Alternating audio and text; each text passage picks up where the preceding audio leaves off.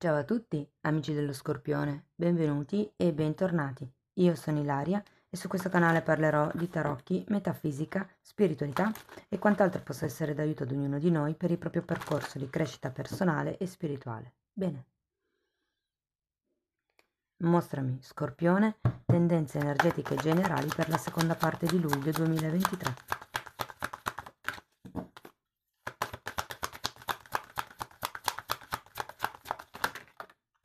Due carte, wow! Imperatore e imperatrice, cioè non so se mi sono spiegate. Imperatore e imperatrice, stabilità, prosperità, abbondanza, potere materiale. Wow, potrebbe anche essere una coppia, diciamo, legata dal destino. Adesso andiamo a vedere nello specifico con i tarocchi di che cosa si tratta. Io intanto ragazzi, come sempre, vi ricordo che le letture sono generiche, sono per un collettivo, quindi è facile che non risuoni tutto. Se non risuona nulla o se volete completare il messaggio potete sempre ascoltare l'ascendente, il segno lunare o Venere. Nella descrizione del video trovate una guida che vi spiega come unire il significato di più oroscopi, trovate anche la mia email nel caso vogliate contattarmi e altri link a video che potrebbero interessarvi. Ok, partiamo con un re di bastoni al contrario, 4 di denari al contrario,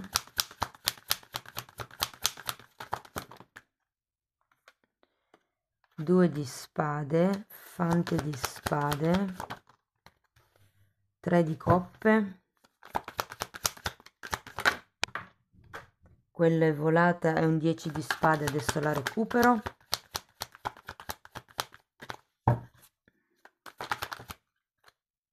e 7 di bastoni. Datemi un momento.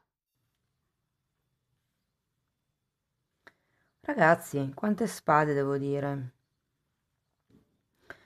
Partiamo con un re di bastoni al contrario. Può essere una persona o direi una mancanza di autocontrollo, come questa sensazione. Abbiamo poi anche un 4 di pentacoli, che è una carta che parla di staticità.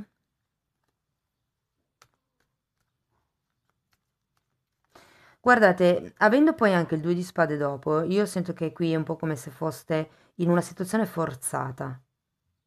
Cioè, è come se nella terza settimana di luglio aveste una scelta da dover effettuare, un movimento, è come se ci fosse un dubbio dal quale vorreste uscire, ma è come se foste forzati a rimanere in quella situazione.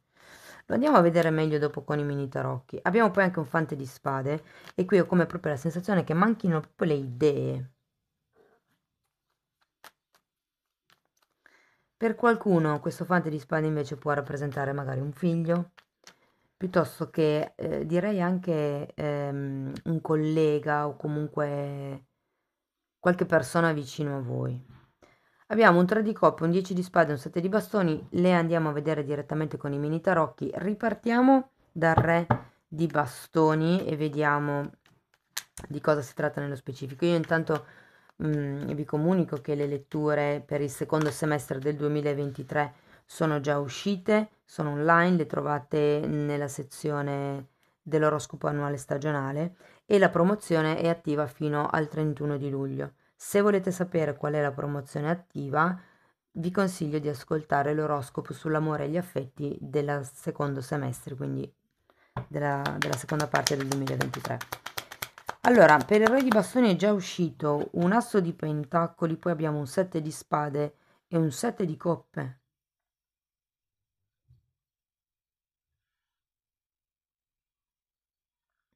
Sì, qui è un po' come se non sapeste che cosa fare, da che parte cominciare, che tipo di scelta dover effettuare. Ma questo perché? Perché comunque non sapete tutta la verità, o perché qualcuno non ve la racconta, oppure perché voi, diciamo, avete ancora tante idee e poche idee di come concretizzarle.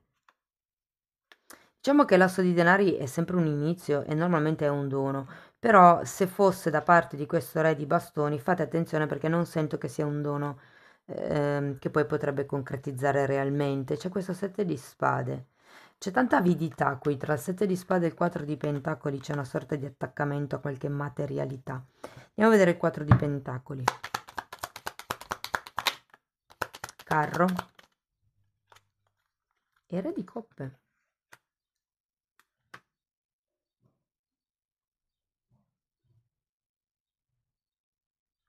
Allora, devo dire che c'è una sorta di, come vi dicevo, di volontà di movimento, ma non si sa bene da che parte andare. Io sento che molti vogliono andare verso questo re di coppe, potrebbe essere la persona di interesse, potrebbe essere un padre o comunque un capo, qualcuno più in alto di voi, anche se per esempio la lettura a voi risuonasse come una lettura, diciamo, di lavoro. Mm, il carro indica sempre la volontà di dare una direzione o di appunto muoversi.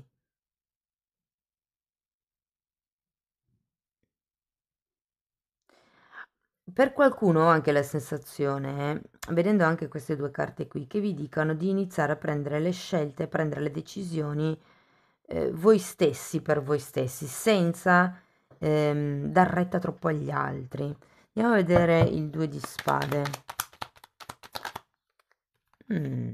Diavolo, infatti i condizionamenti. 4 di spade, regina di pentacoli e matto.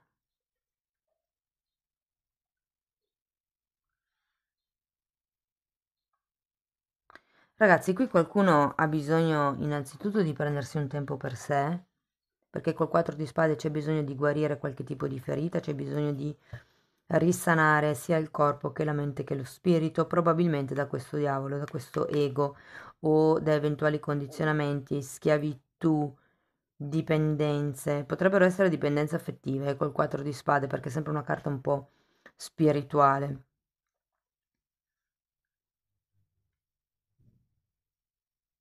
Però se avete qualche dubbio inerente alla capacità di fare un movimento per una questione finanziaria, economica o di tempo, o non lo so, è come se ci fosse qualche cosa qui a livello pratico che vi vincola, voi ricordatevi che avete imperatore e imperatrice, sono i due, diciamo, rappresentanti del potere materiale, ok? Quarto e terzo chakra, quindi il potere di creare, la creazione, il potere, l'energia, l'impulso energetico, diciamo lo yin e lo yang, e l'imperatore è proprio la stabilità, il potere, la concretezza per eccellenza. Quindi è un po' come se vi dicessero di sviluppare questi due lati, se vogliamo. Andiamo a vedere il fante di spade qui, vediamo a che cosa fa riferimento. Il sole.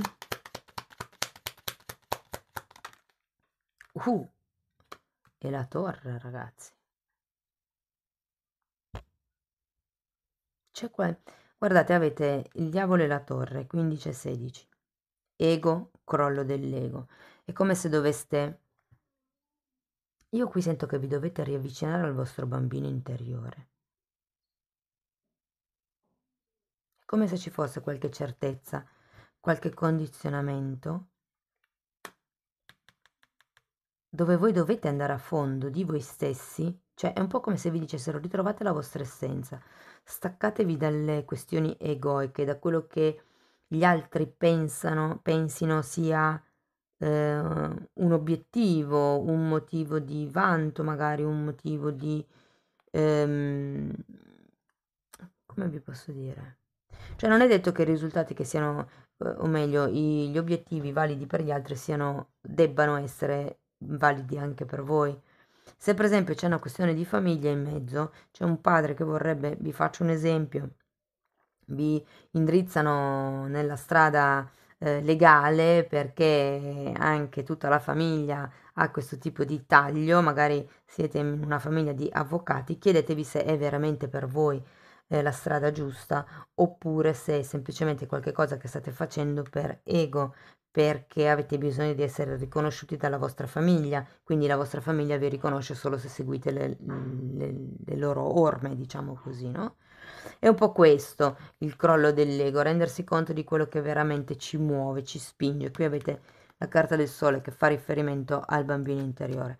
Ragazzi, per qualcuno queste due carte rappresentano un'amicizia che potrebbe incrinarsi, vi dico, eh? Andiamo a vedere il 3 di coppe, perché anche il 3 di coppe è una carta che fa riferimento a degli amici, però normalmente è una carta di festeggiamenti. Abbiamo un asso di spade e un 4 di coppe al contrario.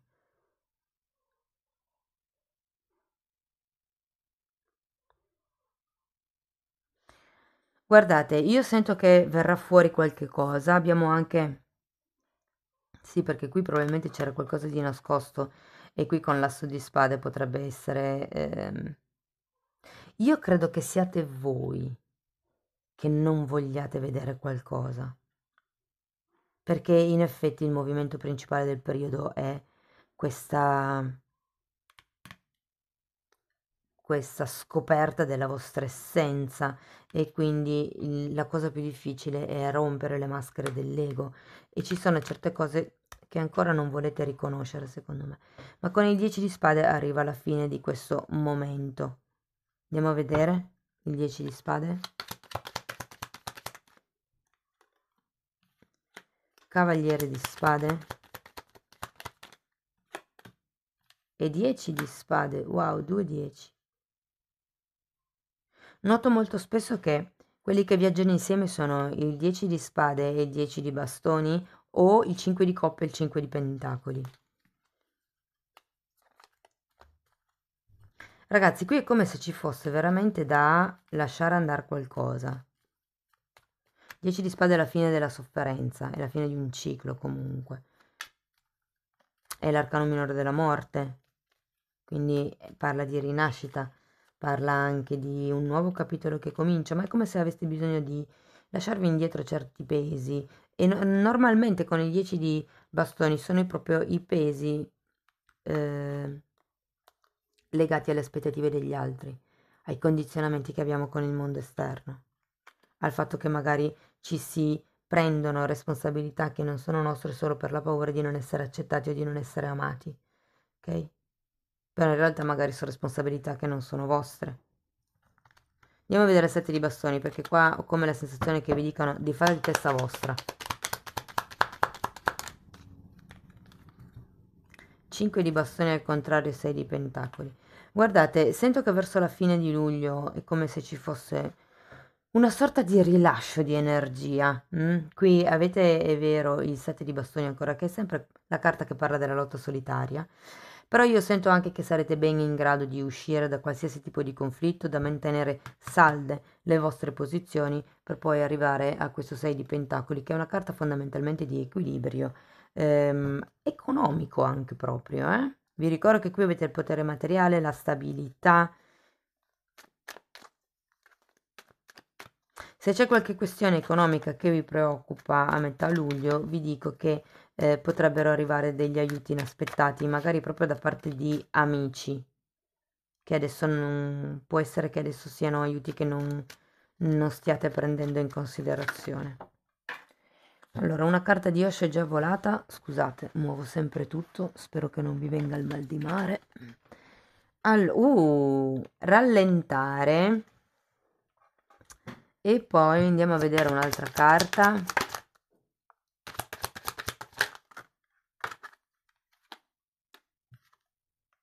Wow. Rallentare, armonia e pazienza. Quindi vi dicono un attimino di rallentare il passo, di fare un passo alla volta, che comunque tutti i risultati si raggiungono mettendo un mattone sopra l'altro. L'armonia io lo sento molto con questo 6 di pentacoli, in realtà un 10 di coppe ragazzi è un altro 10, quindi arriva il compimento.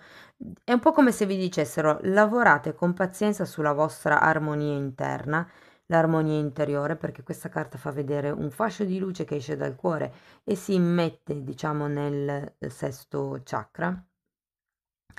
Quindi è un po' come... C'è un'altra carta che mi pare sia... parla di guarigione, sempre un 10, ed è come un po' il trovare l'armonia tra il cuore e la mente, no? Il bilanciare questi due poli, il maschile e il femminile. Con pazienza. Guardate, allora, questa carta in realtà è un 7, è un 7 di denari, però parla, fa vedere, diciamo, è rappresentata con i cicli di una gravidanza, quindi può fare riferimento a un periodo che va da 7 a 9 mesi. Magari per qualcuno può avere un senso, può avere un riferimento.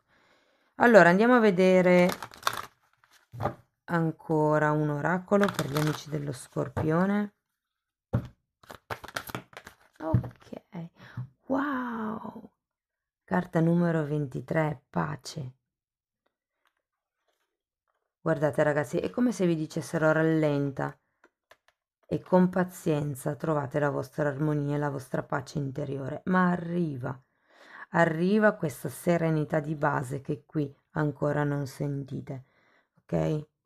Diciamo verso agosto, secondo me, potete iniziare a rendervi veramente conto di che tipo di tranquillità, di armonia, di pace state raggiungendo.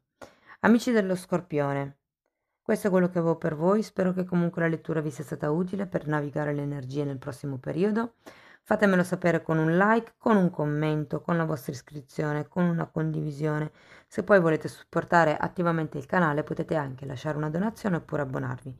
Le fasce di abbonamento sono due, quella più bassa è semplicemente per sostenere il canale, mentre la fascia di abbonamento più alta è per avere accesso ai video di crescita personale e spirituale. Il percorso personale individuale che sto proponendo è un percorso basato sulle credenze limitanti ed è cucito sulla persona, ma è una parte di tutto quello che vado a trattare nella parte dei video degli abbonati. Bene, io vi ringrazio di essere rimasti qui con me, vi mando un abbraccio e ci vediamo nei prossimi video. Ciao ciao!